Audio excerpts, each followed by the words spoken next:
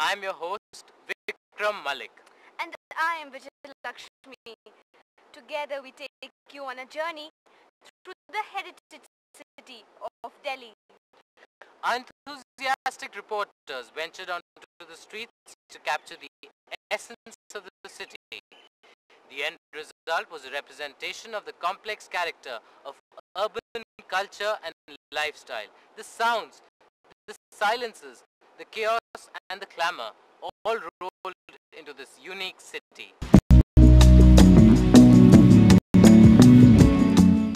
Isn't it strange, Vikram, that in the old days to get a cup of coffee, you had to smuggle beans from Arabia at the risk of life?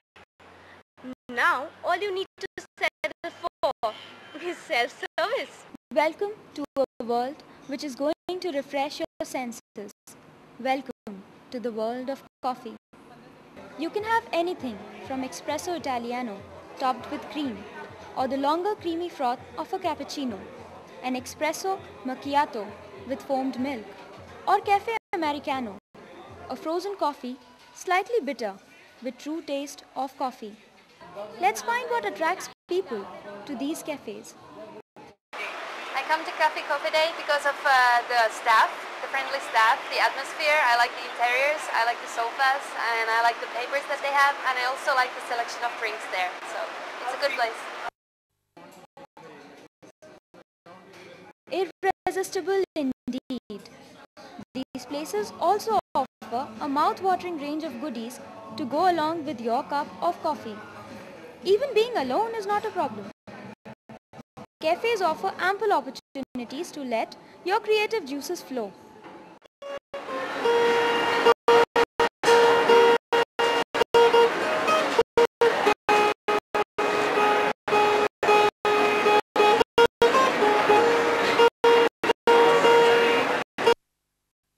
If you feel like showing your back to the world, this is the place to be.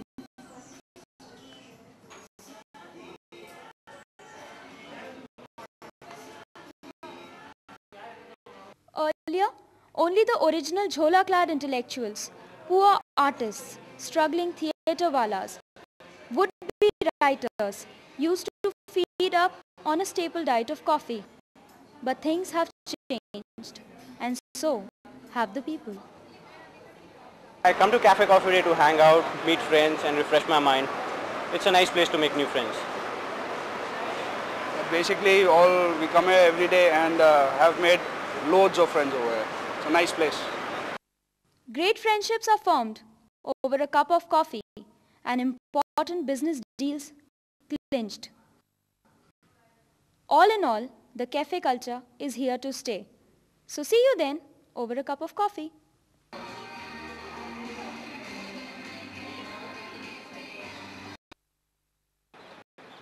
Delhi's dancing to new tunes. Western dance classes have invaded the city. Irrespective of age, you can enroll for salsa, tango, or even mambo. The idea is to go out there and have some fun. So what are we waiting for? Dance is an art, a passion, a conduit of expression. It is an integral part of our culture, be it a recreation or a profession, and age is never a drawback. Earlier, parents took their children to schools teaching classical dance. Now, parents brought their children to schools where they can learn both Western and classical dance forms. Indian subcontinental, basically there are a lot of classical acts which a child of 2.5 or a 3-year-old cannot pick up. So to modify our typical classical, to adapt to it, we've modified it by teaching on a backdrop of a film song. We do the classical thing but in a modern form. So that modern transformation, we've now termed it as Western dance. So that is the basic reason why we introduced this class also. Beginning at a young age makes dance a hobby. But as you grow old, it becomes more of a recreation or a means to stay fit. Don't let age ever be a barrier to your creative energies. So if you're free and want to relax, then come, let's do some salsa.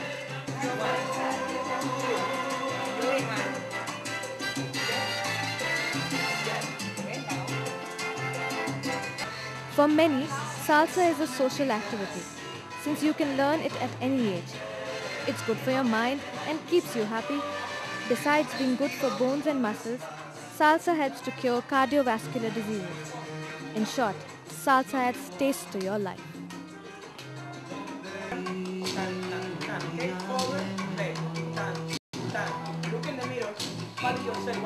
Well, I've always been interested in learning some Latin American dancing, particularly the tango.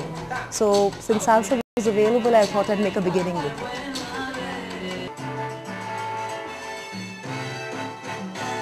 And dance and swing. With so many dance schools coming up, Western dance forms are here to stay. Whether experienced or inexperienced, young or not so young, there's place for all. So what are you waiting for? Put on your dancing shoes and let's go cha-cha-cha. If you ever take an early morning walk, you are likely to be greeted by sleepy faces dotting the roadside. These are the faces of toddlers who have barely learned to walk and talk but are already waiting for the school bus. Our team of reporters paid a visit to these play schools who claim to work towards the development of these children. Let's have a look why the school bus is worth waiting for.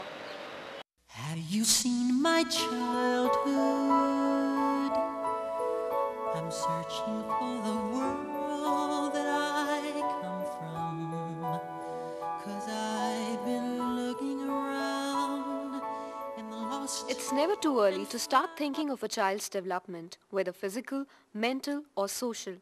Making friends, taking turns, sharing and talking are all important social skills which give him a head start in his social life.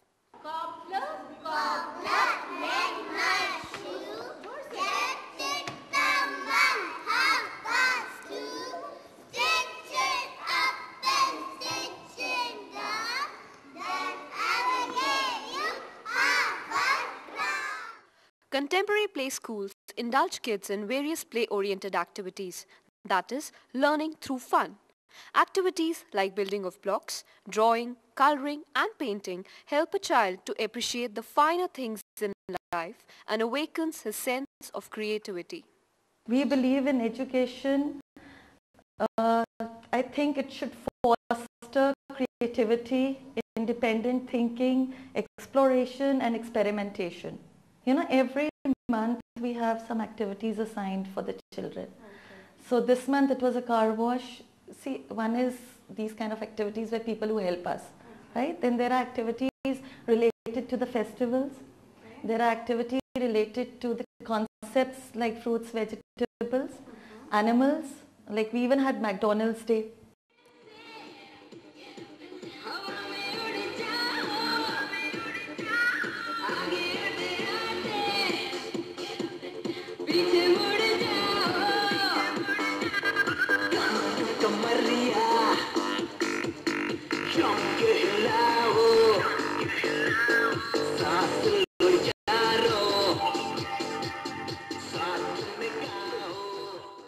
An attempt is made towards maintaining a home-like environment in these play schools. The child is provided with his space, which inculcates a sense of freedom in him. We have to really change the atmosphere. We have these tape recorders, we dance or we take them out, or I play with them, or I have to carry them or hug them or tell them stories like they are brave, they shouldn't cry and stuff like that. So I mean, little by little, and you have to give them a motherly, because they miss their mothers like hell.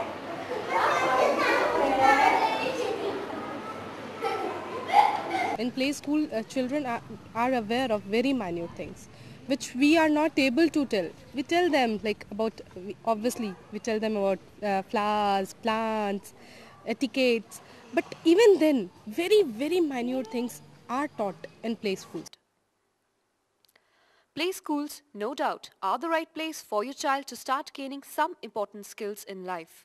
These play schools encourage the kids to experience the joy of productivity, friendship, and enhance his self-esteem.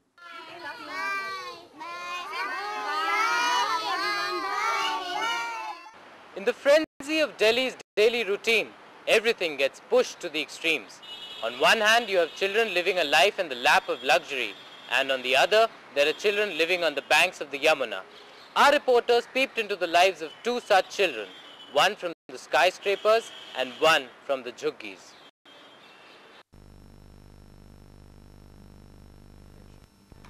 In today's jet-set world, we tend to turn our backs to our fellow beings, insensitive to their plight and need. There are a few who have the privilege to dream, but hardly ever think of those who cannot afford to. Meet 9-year-old Rishabh.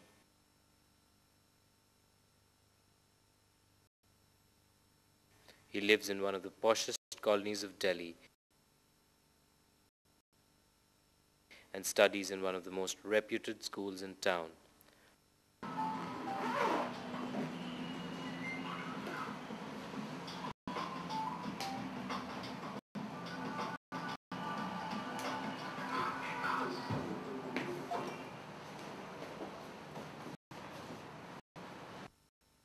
Playing cricket is his hobby.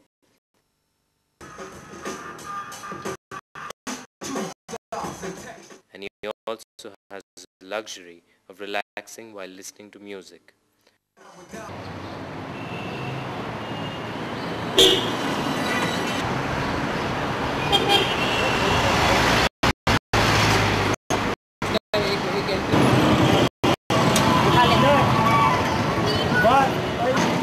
On the other end of the city live many who have to make do collecting scrap thrown by others. 7-year-old Rashid is one of them. He lives in Yamuna Pusht, one of India's biggest and filthiest slums, located in Delhi.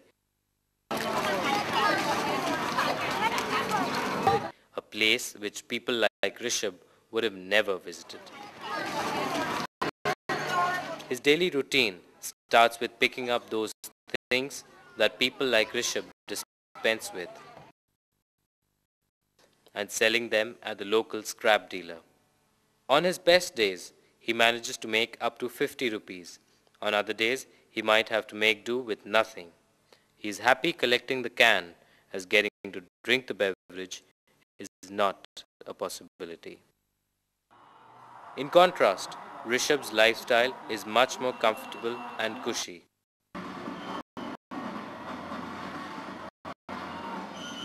He can afford to watch television for hours, as his next meal does not depend on what he's doing now. Stick to the wall. I can take up one, but get hit by a car. I can go to the nearest softball star. That's a matter of fact. So Rishabh, what do you enjoy doing? I enjoy going out for a movie in 3Cs, PVR or Priya, having sub sandwiches in Subway, going for go-karting, playing basketball, playing football, playing cricket, going for swimming, watching TV, especially Sports Channel and 10 Sports, because WWE comes on 10 Sports. My favorite star is The Rock. What do you want to be when you grow up? I want to be a big shot corporate guy, having all the fun in life, owning a Maybach and a SL Roadster Mercedes and a limousine, stretch limo. Coming back to Rashid, we find that his life is a never-ending saga of collection and disposal of waste, so much so that he sometimes feels himself to be a part of that very waste. तुम्हें क्या अच्छा लगता है? लोहा बीनना, कूड़ा उठाना. The very concept of free time or pastime does not exist in his life. तुम बड़े होके क्या बनोगे? अभी कुछ पता नहीं है, कुछ मालूम नहीं है. Seeing the two lifestyles, one is forced to ask, why is it that life is so unfair to some, and who is to blame? Is it the parents of Rashid, or the government, or is it pure luck? Ayurveda is an integral part of India's culture. On one hand, we have the certified Ayurvedic practitioners with their degrees and diplomas. And on the other is the more colorful Ved sitting in his makeshift tent and his only knowledge being the knowledge about the herb passed down by his forefathers. Do these Veds cure only by faith, or is there any truth in their practice? Let's check it out. At frequent intervals along the Delhi roads, one comes across a weather-beaten tent with a battery-operated player blaring the arrival of our Desi doctor, fondly called Vedji. He is the doctor, compounder and muse all rolled into one. His domain is popularly called the Ayurvedic Khandani Davakhana. They have no professional degrees attached to their names or sophisticated labs and equipments to aid and assist the patients. Yet, these wayside doctors claim to cure almost all maladies of the human body. पेट की gas के लिए, कब्ज के लिए, gas trouble के लिए देते हैं। बहुत रोगों के लिए माता बहनों को हो जाती है, उसकी भी दवाई देते हैं। These nomadic Veds from the hills of North India have people flocking to them for their extensive knowledge of herbs. Their clientele generally consists of people of the lower income group who cannot afford expensive modern-day treatment. हम तो daily जाते हैं। अच्छा, कौन सी दवाई वगैरह आपने ली है, किस तकलीफ? हम तो दवाई नहीं लिया। तो फिर आप जाते क्यों हैं? इसीलिए टाइम पास करने के लिए। नहीं गया, कोई इलाज तो हाँ है नहीं। Their claim to fame is the assured treatment of sex-related problems through herbs and the conception that Ayurvedic medicines have no side effects. But in some cases, it has been found that these Veds use steroids in their preparations. On the other hand, are certified medical doctors who scorn at the lack of medical knowledge amongst these roadside Veds. The preparations of these sexual this thing, they could contain some many things.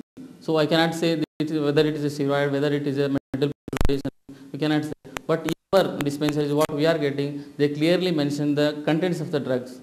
For medical preparations in Ayurveda, they mentioned clearly regarding the Shodhana. Shodhana means the purification of the medicine. Purification is a must for a medical preparations. For example, mercury, it is a very poisonous thing. We are using in all the Muslim, all the treatments, all type of treatments. But in spite of this, there are many people who believe in these Veds because of the trust they have in Ayurveda. Ayurvedic Davakhanas like the ones that you just saw have been sprouting all over Delhi.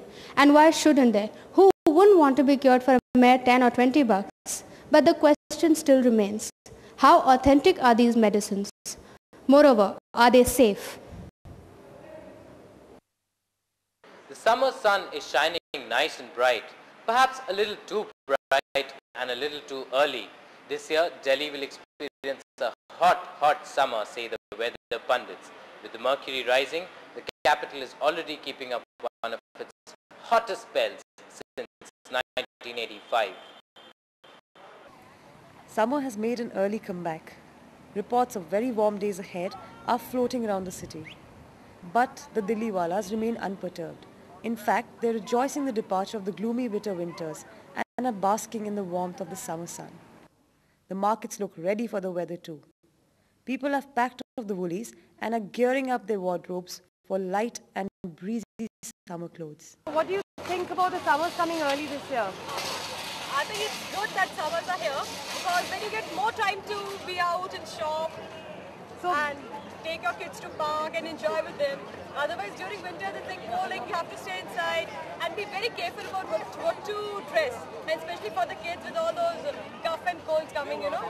So I really enjoy summers. You get new ice creams, sweets, drinks, soft drinks, you can have all that.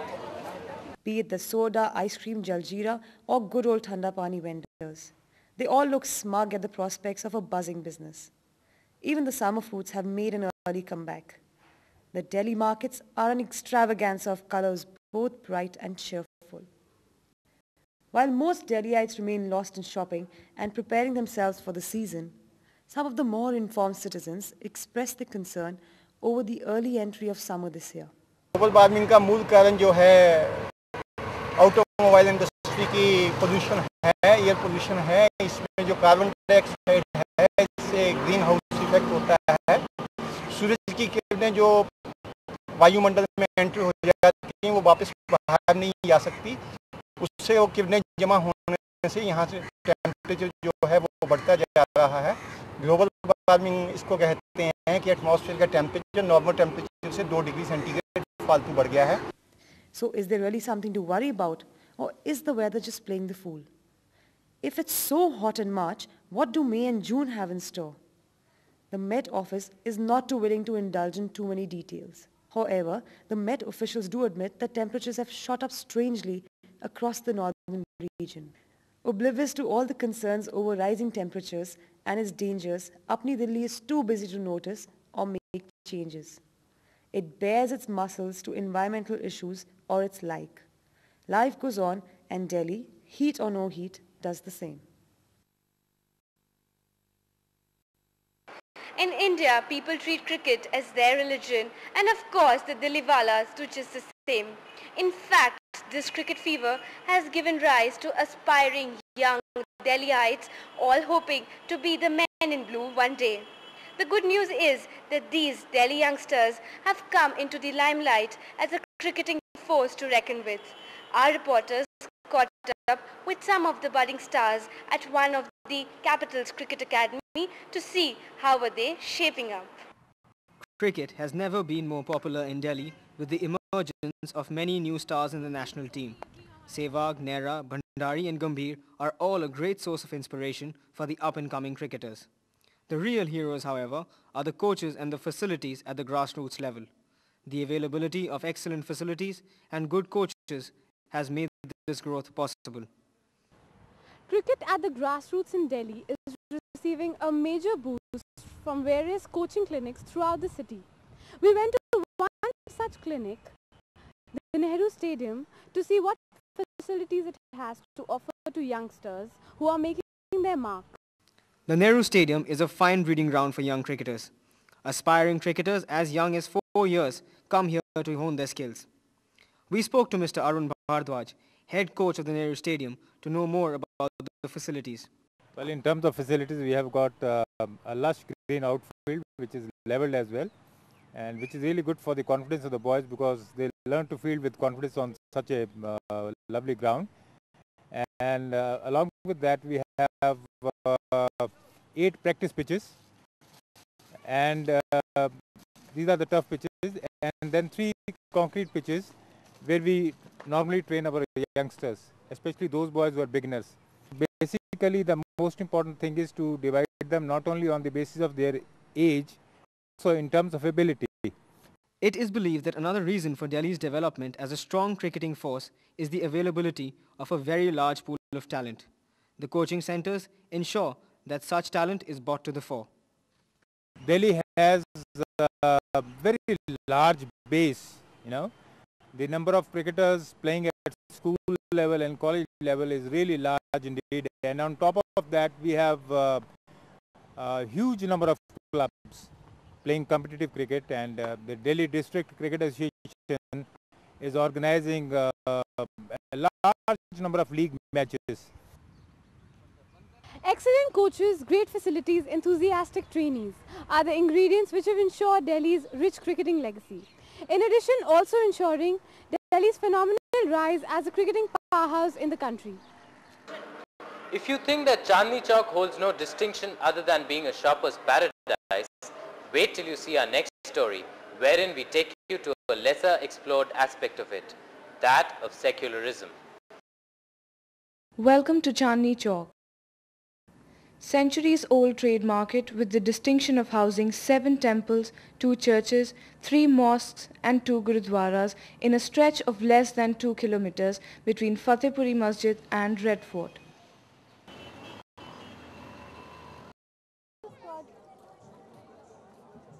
The secular architecture of the place forces one to wonder whether the same spirit percolates down to the human race or not. And what better day could there be than to visit the place on the day of India-Pakistan match? लोग काफ़ी excited होते हैं जब match चल रहा है ना, तो लोग अपना काम भी छोड़ के उसमें मैच देखने के लिए लगे हुए हैं। बल्कि ट्रैफिक में भी थोड़ा कम है, भीड़ लोगों की कम है, इस वजह से बहुत लोग एक्साइटेड हैं भी इंडिया पाकिस्तान का मैच हो रहा है। Next, we visited that part of Chandni Chowk which many believe supports the Pakistan team, Jama Masjid.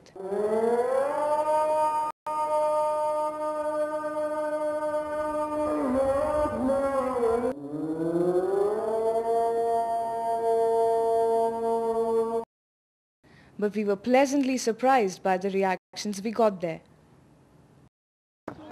India और पाकिस्तान दो भाई हैं, जो खेल अच्छा खेलेगा वही मैच जीत जाएगा। खेल में मजहब का कोई वास्ता नहीं होता है। जो खिलाड़ी अच्छा खेलेगा, सचिन अच्छी बैटिंग करेगा, हम उसकी दाद दे देंगे। शोएब अख्तर अच्छी बॉल करेगा, हम उसकी दाद दे देंगे। हम इंडियन हैं, इंडिया के रहने वाले हैं, इसीलिए हम चाहते हैं कि हमारे भारत का नाम हो। ताकि आने वाले टाइम के लिए हमारे इंडिया में अमन चाहिए, इंडिया में भी और पाकिस्तान में भी। वहाँ का रहने वाला भी सब हर नागरिक अमन चाहता है और इंडिया में रहने वाला भी हर आदमी चाहता है कि अमन रहे। हमारे कश्मीर की तरफ कोई ना आँच उठाए, ना हमारे इंडिया की तरफ कोई देखे, ना उधर से कोई देखे। आपस में एक दूसरे से मिलजुल कर सब भाई रहें एक दूसरे से। बढ़ता है, दिल से मिल जाता है, जादू है ऐसा फ्रेंडशिप का। With that, we come to the end of our program, Delhi Shining. And we hope you enjoyed this effort by the first year students of School of Convergence.